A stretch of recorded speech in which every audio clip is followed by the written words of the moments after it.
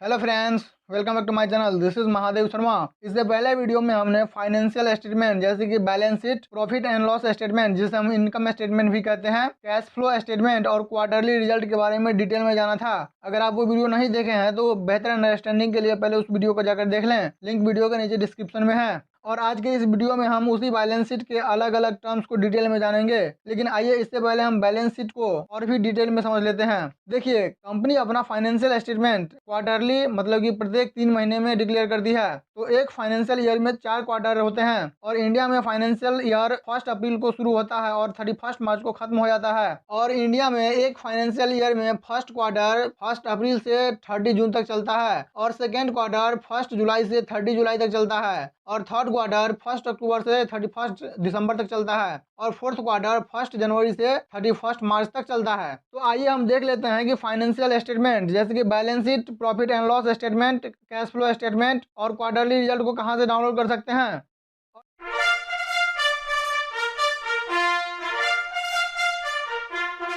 तो आइए किसी भी कंपनीज के फाइनेंशियल स्टेटमेंट जैसे कि balance sheet, profit and loss statement, cash flow statement और क्वार्टरली रिजल्ट को डाउनलोड करने के लिए हम चलते हैं क्रोम में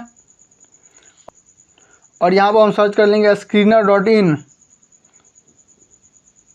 और जैसे ही आप वेबसाइट खुलेगा तो आपको इस तरह का इंटरफेस देखने को मिल जाएगा। उसके बाद आपको रैंडमली कोई सा भी कंपनी को सर्च कर लेना है। जैसे कि हम यहाँ पर TCS that is Tata consultancy service को चूज कर लिए हैं।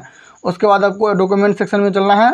उसके बाद आप यहाँ पर देख सकते हैं एनुअल रिपोर्ट के नीचे फाइनेंशियल ईयर 2021। तो जैसे ही हम इस पर क्लिक करेंगे तो हमारे सामने यह डाउनलोड होकर आ जाएगा। तो इस एनुअल रिपोर्ट को हम एक बार पहले ही डाउनलोड कर चुके हैं, इसीलिए हमसे पूछ रहा है कि क्या आप दोबारा डाउनलोड करना चाहते हैं।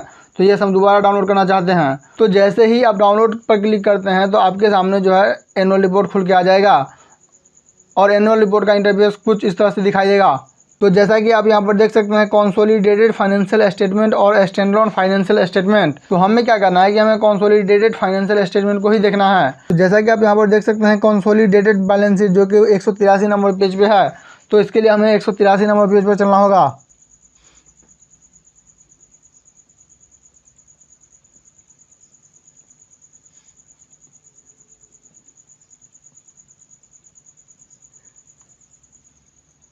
और जैसा कि आप यहाँ पर देख सकते हैं कि हमारे सामने कंसोलिडेटेड बैलेंस शीट खुल के आ चुका है। बेसिकली बैलेंस शीट दो भागों में बांटा होता है, पहला एसेट साइड और दूसरा लायबिलिटी साइड। तो आइए पहले हम एसेट और लायबिलिटीज को समझ लेते हैं। अगर हम एसेट्स की बात करें तो कंपनीज के पास जो कुछ भी है वे सभी एसेट्स कहलाएंगे। अगर इसे डिटेल में एक्सप्लेन करें तो अगर कंपनीज के पास बिल्डिंग या ऑफिस है तो वो कंपनीज के लिए एसेट्स है। अगर कंपनीज के पास खुद का कार या व्हीकल है तो वो कंपनीज के लिए एसेट्स है। अगर कंपनीज के पास कुछ बैंक बैलेंस है, मतलब कि अगर कंपनीज के बैंक अकाउंट में कुछ पैसे भरे हैं तो वो कंपनीज के लिए एसेट्स हैं। या कंपनी ने जो भी इन्वेस्ट किया है, चाहे वो स्टॉक मार्केट में इन्वेस्ट किया है या फिर रियल एस्टेट जैसे कि बिल्डिंग और लैंड एक्सेट्रा में इन्वेस्ट किया है, तो वो भी उस कंपनीज के लिए एसेट्स कहलाएंगे। अब यहाँ पर एसेट्स के भी दो प्रकार होते हैं, पहला करेंट एसेट्स और दूसरा नॉन करेंट एसेट्स। यहाँ पर करंट एसेट्स का मतलब है शॉर्ट टर्म और नॉन करेंट्स का मतलब है लॉन्ग टर्म। करंट एसेट्स का मतलब वैसा एसेट्स होता है जिसे आप शॉर्ट टर्म में जैसे कि 1 से 2 साल के अंदर आप उसे बेच सकते हैं। अगर और भी सिंपल शब्दों में कहें तो 1 साल के अंदर आप करंट एसेट्स को कैश में कन्वर्ट कर सकते हैं। दूसरा है नॉन करेंट एसेट्स। तो नॉन करेंट एसेट्स का मतलब वैसा एसेट्स है जो 1 साल से ज्यादा टाइम पीरियड के लिए कंपनीज के पास रहेंगे। मतलब कि नॉन करेंट एसेट्स को आप कंपनी से जल्दी कैश में कन्वर्ट नहीं कर सकती है। अब बैलेंस शीट का दूसरा साइड है लायबिलिटी साइड। अगर लाइबिलिटीज की बात करें तो कंपनीज के पास जो भी देनदारी होती है वह कंपनीज के लिए लाइबिलिटीज कहलाती है। अगर इसे और भी आसान शब्दों में कहें तो कंपनी ने जो भी पैसा कर्ज के रूप में लिया है, मतलब कि अगर कंपनीज ने ऑफिस, बिल्डिंग या फैक्ट्री बनाने के लिए बैंक से कर्ज या लोन लिया है तो वह कंपनीज के लिए लाइबिलिटीज कहलाएगी। या तो कि फिर कंपनी ने कोई कार या व्हीकल EMI पर लिया है तो वो कंपनीज के लिए लाइबिलिटीज माना जाएगा। या अगर कंपनीज ने डे टू डे लाइफ में होने वाली खर्च के लिए बोरो या उधार लिया है तो वो भी कंपनीज के लिए लाइबिलिटीज ही काउंट होगा। अगर हम एसेट्स और लाइबिलिटीज को समराइज करें तो लाइबिलिटीज का मतलब कंपनीज के लिए हुए पैसों का सोर्स, मतलब कि जहां से कंपनीज ने पैसे लिए हैं। और एसेट्स का मतलब है कि कंपनी ने जो भी पैसा उठाए हैं उस पैसों को कहाँ यूज मतलब कि इन्वेस्ट किए हैं। तो चलिए इन्हें एक उदाहरण की मदद से समझ लेते हैं। यहाँ पर कंपनीज ने बिल्डिंग या ऑफिस बनाने के लिए बैंक से लोन लिया था, तो वह लोन पैसों का सोर्स था, इसलिए वह पैसा कंपनीज के लिए लाइबिलिटीज थी। और उन पैसों का उपयोग कंपनी ने बिल्डिंग या ऑफिस बनाने के लिए किया था, इसलिए बिल्डिंग और ऑफिस कंपनीज के लिए एसेट्स कहलाएगी। तो आइए पहले हम बैलेंस शीट के एसेट साइड के टर्म का अर्थ समझ लेते हैं। बैलेंस शीट के एसेट्स के भी दो साइड होते हैं, एक नॉन करेंट एसेट्स और दूसरा करेंट एसेट्स। तो आइए पहले हम नॉन करेंट एसेट्स को समझ लेते हैं। तो नॉन करेंट एसेट्स में पहला टर्म है property plant and equipment. Companies का building, factory, office, machinery, vehicle, computer software, furniture और कैश एक्सेट्रा, ये सभी प्रॉपर्टी प्लांट एंड इक्विपमेंट में आ जाते हैं। उसके बाद दूसरा टर्म्स है कैपिटल वर्क इन प्रोग्रेस। तो कैपिटल वर्क इन प्रोग्रेस में ऐसे एसेट्स आते हैं जिस पर काम चल रहा होता है लेकिन अभी तक कंप्लीट नहीं हुआ होता है। उदाहरण के लिए टाटा मोटर्स को ले लेते हैं। तो टाटा मोटर्स गाड़ी बनाती है, तो कुछ कार बन रही होती है लेकिन अभी बनी नहीं होती है। तो वैसे इनकम्प्लीट गाड़ी या बिल्डिंग या फैक्ट्रीज जो अभी पूरा नहीं बना है उसे ही कैपिटल वर्क इन प्रोग्रेस कहा जाता है। उसके बाद अगला टर्म्स है राइट ऑफ यूज एसेट्स। तो राइट ऑफ यूज एसेट्स एक लीजेज मतलब कि पट्टेदार द्वारा अपने बैलेंस शीट पर मान्यता प्राप्त अमाउंट को रिकॉग्नाइज करती है, जो यह रिप्रेजेंट करता है कि राइट ऑफ यूज एसेट्स में लीज कॉन्ट्रैक्ट के तहत कंपनी इस एसेट्स का यूज कर सकता है। इसे या तो कि बैलेंस शीट के फेस पर या तो किसी फिक्स एसेट्स के अंदर रिप्रेजेंट किया जाता है। इसके बाद अगला टर्म्स है गुडविल।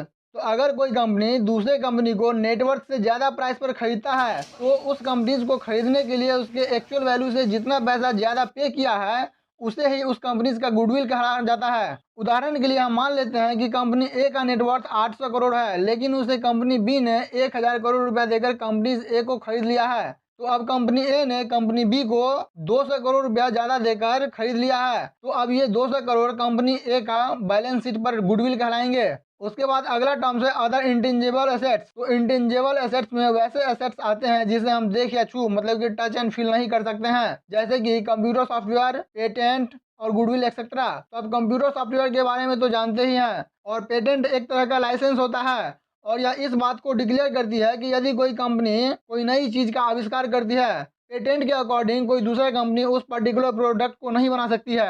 अगर इसे और भी आसान शब्दों में कहे तो हम मान लेते हैं कि डॉक्टर रेड्डी ने कोई दवा बनाई है, तो डॉक्टर रेड्डी अपनी कंपनी के नाम पर ये पेटेंट करवा लेगी कि यह पर्टिकुलर दवा डॉक्टर रेड्डी के अलावा कोई दूसरा नहीं बनाएगी। इसे ही पेटेंट कहते हैं। और गुडविल के बारे में तो हम अभी समझ ही चुके हैं। यहाँ छठा नंबर पर है इन्वेस्टमेंट, और यह नॉन करेंट एसेट्स के अंदर आता है। इसका मतलब यह है कि यह नॉन करेंट इन्वेस्टमेंट है। जैसा कि हम आप लोगों को पहले ही बता चुके हैं कि नॉन करेंट एसेट्स का मतलब लॉन्ग टर्म एसेट्स होता है और यह नॉन करेंट एसेट्स के अंदर आया है, इसीलिए यह नॉन करेंट इन्वेस्टमेंट कहलाएगा। जैसा कि हम आपको पहले ही बता चुके हैं कि एसेट्स दो प्रकार के होते हैं, एक करेंट और दूसरा नॉन करेंट। और नॉन करेंट एसेट्स का मतलब होता है लॉन्ग टर्म एसेट्स, और इस नॉन करेंट एसेट्स को कंपनी एक साल के अंदर कैश में कन्वर्ट नहीं कर सकती है। और कंपनीज का अपना कुछ एक्सपेंसेस भी होती है, और एक्सपेंसेस से जो भी पैसा बच जाती है उसे कहीं न कहीं कंपनी इन्वेस्ट कर देती है। इसीलिए कंपनीज के द्वारा लॉन्ग टर्म के लिए किया गया सभी इन्वेस्टमेंट को लॉन्ग टर्म इन्वेस्टमेंट कहा जाता है। और कंपनी लॉन्ग टर्म के लिए म्यूचुअल फंड, बॉन्ड या स्टॉक्स एक्सेट्रा में भी इन्वेस्ट कर सकते हैं। उसके बाद अगला टर्म है trade receivable. Usually company vendor या कस्टमर को क्रेडिट पर सामान बेचती है, मतलब कि उन्हें सामान डिलीवरी के बाद उन्हें उस सामान के पैसे देने के लिए कुछ दिनों का वक्त देती है। तो उस कंपनी के सामान को बेचने के बाद जो भी पैसा मिलने वाले हैं उसे ही ट्रेड रिसीवेबल कहते हैं। लेकिन उसमें कुछ कस्टमर या वेंडर पेमेंट डिफॉल्ट भी कर देते हैं। इसका मतलब यह है कि क्रेडिट पर लिए गए सामान का पेमेंट नहीं कर पाते हैं, तो वैसे पेमेंट को बैड डेट कहा जाता है। उसके बाद अगला टर्म है अनबिल्ड रिसीवेबल। तो अनबिल्ड रिसीवेबल में वैसे एसेट्स आते हैं जिसमें कंपनीज ने सामान बेच दिए हैं या सर्विस को प्रोवाइड कर दिए हैं, लेकिन अभी तक उस सामान या सर्विस का बिलिंग नहीं हुआ है, और जब बिलिंग होगा तब जाकर उस बिल का पेमेंट भी आ सकता है। इसलिए यह कंपनीज के लिए शॉर्ट टर्म एसेट्स कहलाएगा। उसके बाद अगला टर्म है लोन। तो यहाँ पर लोन का मतलब है लॉन्ग टर्म के लिए दिया गया लोन या एडवांसेज। कंपनी ने अपने ही किसी दूसरे ग्रुप कंपनीज को लॉन्ग टर्म के लिए लोन या एडवांस दिया है। उसके बाद यहाँ पर अगला टर्म है अदर फाइनेंशियल एसेट्स। तो यहाँ पर अदर फाइनेंशियल एसेट्स में वैसे एसेट्स आते हैं जो ऊपर दिए गए investment, trade receivable, unbilled receivable और लोन वाले सेक्शन में कवर नहीं किया गया है। उसके बाद है इनकम टैक्स एसेट्स। तो इनकम टैक्स एसेट्स में वैसे टैक्स आते हैं जो कंपनी ने बचा लिए हैं, तो जो टैक्स बचाया गया है वह कंपनी के लिए एसेट्स बन जाएगा, इसलिए यहाँ पर इनकम टैक्स एसेट्स कहा जाता है। उसके बाद अगला टर्म है डेफर्ड टैक्स एसेट्स। तो डेफर्ड टैक्स एसेट्स कंपनीज के बैलेंस शीट पर रिप्रेजेंट किया हुआ एक आइटम है जो कि कंपनी फ्यूचर में अपने टैक्सेबल इनकम को कम कर सकती है। उसके बाद यहाँ पर अगला टर्म है अदर एसेट्स। तो अदर एसेट्स में वैसे एसेट्स आते हैं जो ऊपर दिए गए कॉलम में कवर नहीं किया गया है। उसके बाद यहाँ पर है टोटल नॉन करंट एसेट्स। जब आप ऊपर दिए गए पूरे एसेट्स को सम करेंगे, मतलब कि जोड़ेंगे, तो आपको नॉन करंट एसेट्स मिल जाएगा। जैसा कि आप यहाँ पर देख सकते हैं कि मार्च 2020 में टीसीएस का total non current assets 30,662 crore था और मार्च 2021 में टीसीएस का total non current assets 31,479 crore हो चुका है। तो दोस्तों कैसा लगा ये वीडियो? अगर वीडियो वाकई अच्छा लगा हो तो वीडियो को लाइक करें। वीडियो बहुत ज़्यादा लंबा हो चुका है, इसलिए हम इस वीडियो में करंट एसेट्स को कवर नहीं कर पाएंगे। अगर वीडियो वाकई अच्छा लगा हो तो वीडियो को लाइक करें और नेक्स्ट एपिसोड में हम करंट एसेट्स को डिटेल में कवर करने वाले हैं।